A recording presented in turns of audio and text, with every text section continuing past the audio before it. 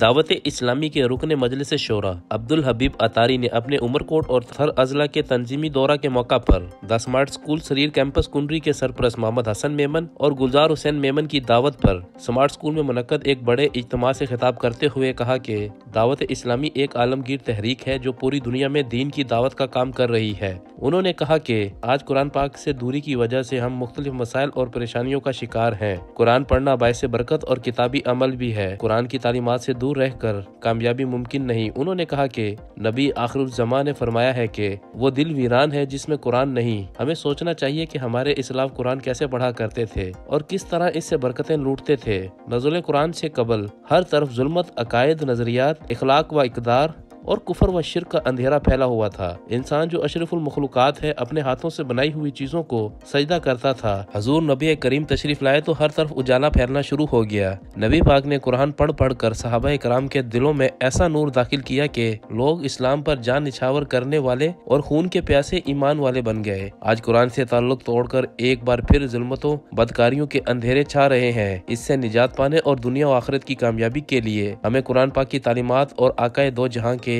اسوائے حسنہ سے تعلق جوڑنا ہوگا۔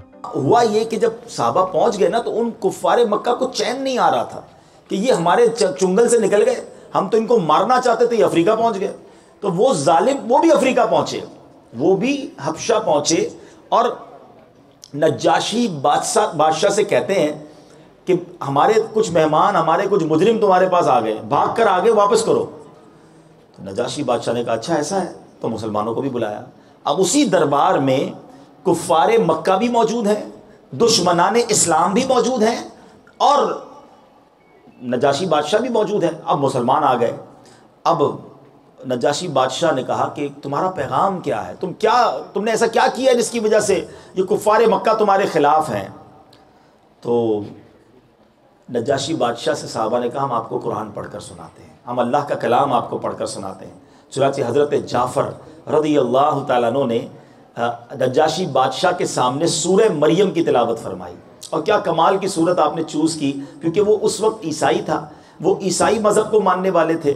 تو حضرت عیسیٰ علیہ السلام کے بارے میں اسلام کیا کہتا ہے اور کیا اسلام کی تعلیمات ہیں، وہ حضرت جعفر نے ان کے سامنے تلاوت کی۔ جیسے ہی آپ نے تلاوت کی وہ پرسوز تلاوت تاثیر کا تیر بن کر نجاشی بادشاہ کے دل میں اتر گئی۔ آپ تلاوت کرتے جاتے تھے، وہ پھوٹ پھوٹ کر روتا جا رہا تھا۔ اور اس نے جملہ کہا کہ قرآن اور جو انجیل ہے اور قرآن یہ ایک ہی نور کے دو چراغ ہیں، ایک ہی نور کی ہدایت ہے اور یہ ہمیں وہی رب کی طرف بلانے والے کلام ہیں۔ اس واقعے کے بعد نجاشی بادشاہ نے اپنا ایک وفد بھیجا نبی پاک علیہ السلام کی بارگاہ میں۔ اس وفد میں 70 افراد تھے۔ یہ لوگ جب نبی پاک کے پاس پہنچے تو اب سرور کائنات علیہ السلام نے ان کے سامنے یاسین شریف کی تلاوت شروع کر دی۔ اور جب انہوں نے یاسین شریف سنی تو اللہ کا پاکیزہ کلام سن کر یہ سارے لوگ بھی زاروں کے دار رونے لگے۔